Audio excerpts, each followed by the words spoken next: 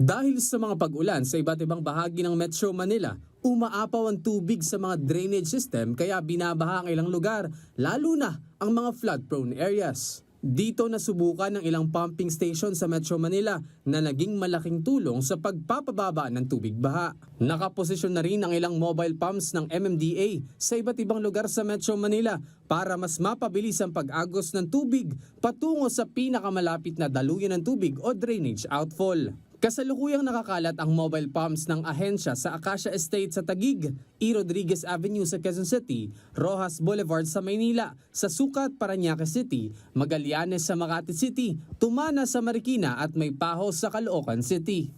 Ipinag-utos ni MMDA Chairman Attorney Don Artes sa Flood Control and Sewerage Management Office ang paglalagay ng mga mobile pumps sa iba't ibang lugar sa Metro Manila para paghandaan ang banta ng matinding pagulan at pagbaha. Samantala, malaking sagabal naman ang mga basurang bumabara sa mga waterway para mas mapabilis bumaba ang mga pagbaha. Isa ang Talayan Creek sa Quezon City sa mga nagbarang waterway nitong nagkaroon ng malakas na pag-ulan.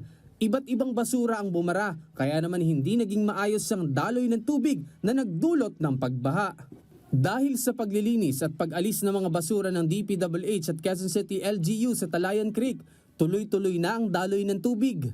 Kasunod ito ng utos ni Pangulong Ferdinand R. Marcos Jr. na tiyaking malinis sa mga waterway para masigurong tuloy-tuloy ang daloy ng tubig sa mga estero, creek, kanal at ilog para mas mapabilis ang paghupa ng baha, lalo na sa mga flood-prone areas. J.M. Thompson, para sa Bayan.